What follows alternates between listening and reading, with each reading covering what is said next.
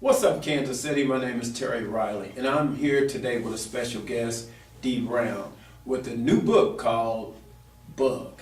How you doing today, sir? Doing great, sir. How you doing? Good having you on. This is a very powerful book. I started to read through it today. It seemed as if you put your heart and soul in this book. Tell our audience a little bit about this book today. Well, starting out, God had been dealing with me about this book for probably about 4 years now.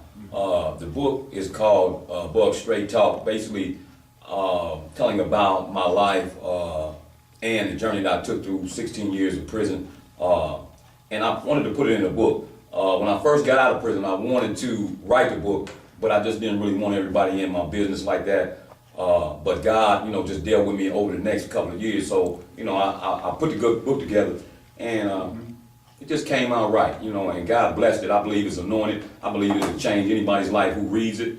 The book deals with mental health, abandonment, homelessness, and most importantly, it deals with prison and telling us basically the ins and outs of prison, trying to keep you out of prison, trying to help you maintain while you're in prison, and trying to keep you from going back to prison. So this is a good book, Mr. Riley. I recommend anybody to read it, and like I said before, it'll change your life. A lot of people that come out of prison talk about what they experienced in prison, but it's never been put in, and many times it's never been put in a book. Right. And so I guess this is just a compilation of your life period, Right. coupled with the time that you spent in prison. And you talked about this journey, and referenced in this book a lot, Right. is the good book, which is the scripture. Right. And when people are going through journeys or going through storms, people depend on that anchor, which has been God. And I see that referenced all through your book. And I think the difference between us coming up now and with some of the young people coming up today, they don't have that anchor anymore, which is God. And you can try to get out of any situation you want to, based off of what I read briefly in your book. But if you don't have God on your side, and this book is telling you, look, you can think you're headed down the right path, but you end up eventually going down the wrong one. Exactly, Ms. Ron, you said a mouthful when you said that, because like you said, a lot of people who enter jail and then come out, it's totally different for their life, and based on God being in my life, that was one of the reasons why I made it out of prison those 16 years. Right. I wasn't perfect, but with God's hand on my life, man, I made it through. I've seen some gentlemen that were in prison while I was there. I've seen some men lose their minds, get in situations where they couldn't get out. I've seen killings and a lot of things, men getting hurt. And I wouldn't recommend that for anybody. You know what I'm saying? Not even if I had an enemy, I wouldn't recommend prison for anybody.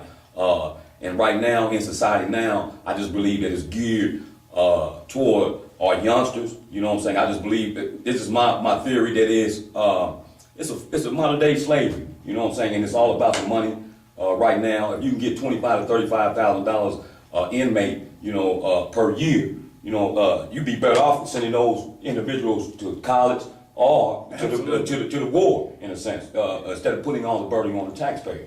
You get a better return on your investment investing in education. You spoke about something that's very important, near and dear to my heart, which is mental health. Mental health is a major issue in the African American community and many of our communities around this country, particularly in urban settings and even in rural areas across this country. Could you elaborate a little bit about mental health? Well, in prison, right now there's some 350,000 inmates that are mentally unstable right now in prison. And out of those 350,000, there's 2.7 million inmates locked up right now, today. Mm-hmm. And there's 350,000 of those mentally unstable. But my reason why I put it in here in this book, because I grew up, my daddy was mentally unstable. Right. And so I grew up having to hear this, man, your daddy's crazy. I grew up fighting and some other things, just trying to, this is my daddy and I love him no matter what. But it was really special to me. So when I went into prison, I went to a place where they had like a building called 10 building, where they had maybe 2,000 or 3,000 inmates just housed that were mentally unstable, that hadn't been sentenced yet, or some of them who had been sentenced were on Thorazine or some kind of medicine that had them, just really basically out of their mind.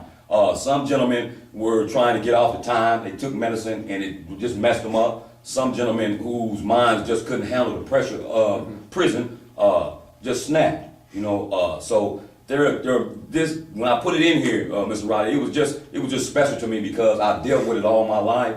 And so when I went into prison, I began to speak to those gentlemen through Bible study. I would go over in this place and teach Bible study to those who were mentally unstable. And I've seen a lot of things, experienced a lot of things. And it just made me understand how real God is. If you had a chance right now to, and you mentioned that, to talk to a young person about your journey in prison, what would you say to a young person about, look, don't do X, don't do Y, don't do Z? Because a lot of times they don't understand until they're sitting right there at the doorstep of prison or some institution, right. And then they want to roll the clock back and it's too late. Exactly. And Mr. Roddy, with, like I said, with 44 million people that are literate in this world right now, in this country, U.S. and the United States right now, about 70% of them are black. It's one of the major causes of us, I believe, illiteracy is a major cause of poverty, imprisonment, the dropout rate of dropping out of school. These things cause like a ripple effect in our society.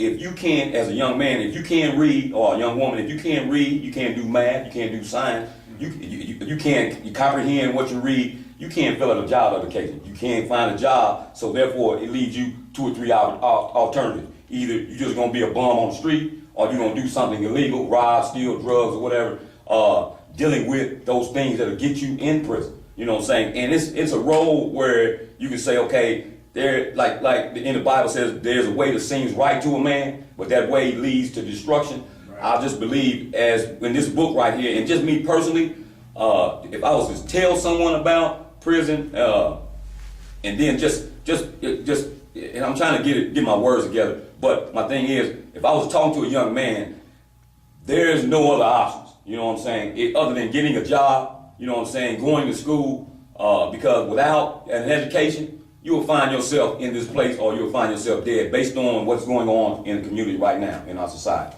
I would agree. Man, I tell you, growing up, it was a little bit different for us. I don't know what year you came out of high school, but I came out of high school in 1987. If I wanted to go and hang somewhere on some street corner or something like that, they would say to me, go to school. Now they're recruiting you to come on along with them. Exactly. And they send them on off, and our kids are just failing miserably.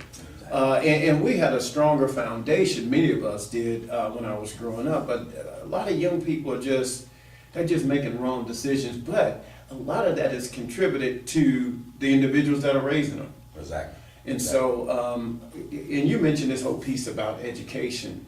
There is nothing more important than a young person getting the proper education, because they start tracking in 3rd grade. Exactly. And I heard in some, with some documentation, that they start tracking your trail, from elementary to prison, based off your test scores after 3rd, 4th grade. Exactly. And Mr. Roddy, this is something that a lot of most parents don't know, is that when kids start in the kindergarten, whether a girl or a boy, they start off in the kindergarten.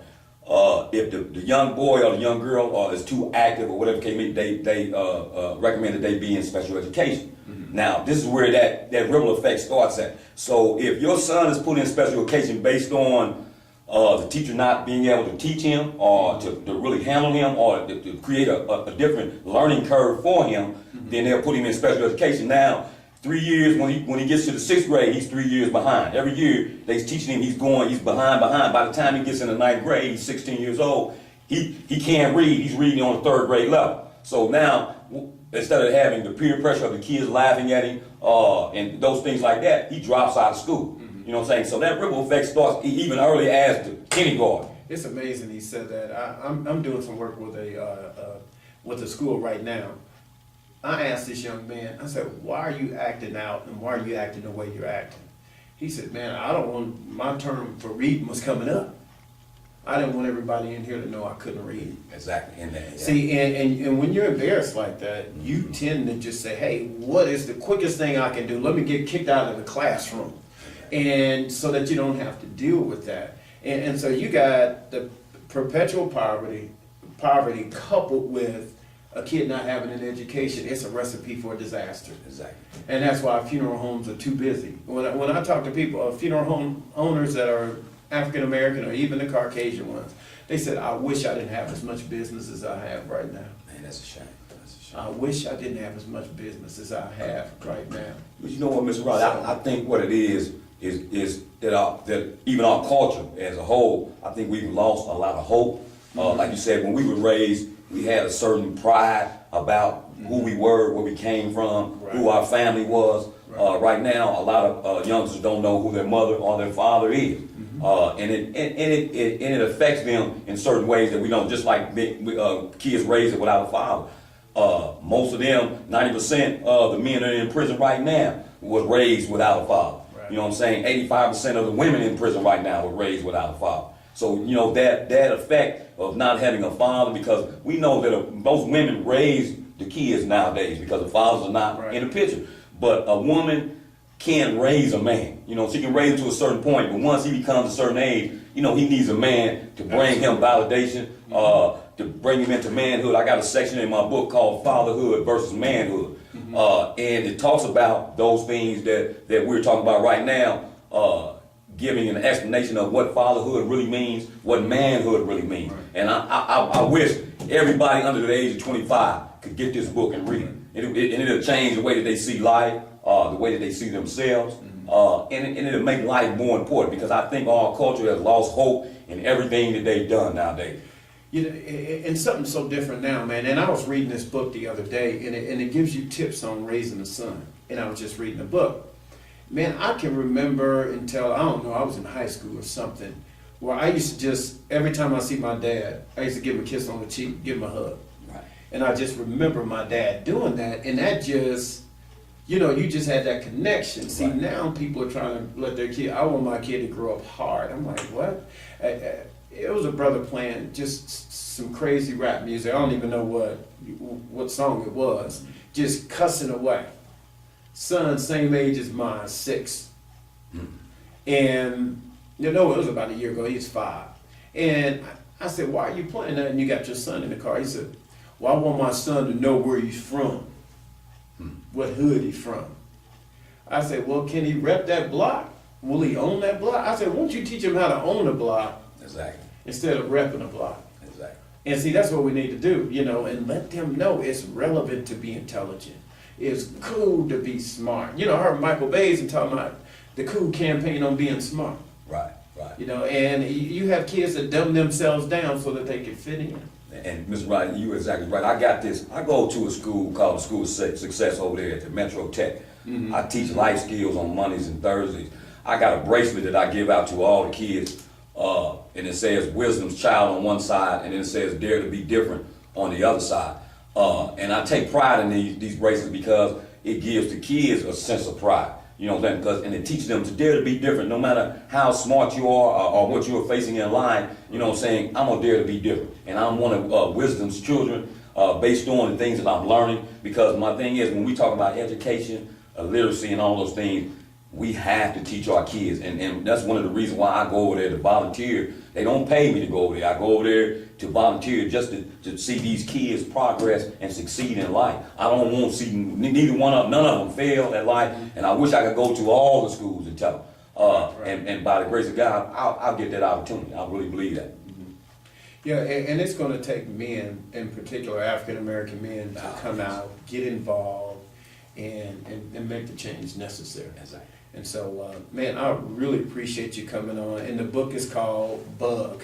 Once again, you can get this book on wisdomcries.info. And also you can hit D Brown on Facebook, D Brown 100, D Brown 100 on Facebook. Or you can call them at 816-260-1549, 260-1549. And again, Bug, a powerful book to help keep our young people off the streets, and also to give them wisdom to stay out of jail once you get out of jail for Exactly, those sir. that are getting out. Exactly, sir. Again, thank you for tuning in on What's Up Kansas City, Terry Riley. And in closing, I am one, but I'm only one. I cannot do everything, but I can do something. But what I can do, that I ought to do, by the grace of God, I shall do. Thank you for tuning in.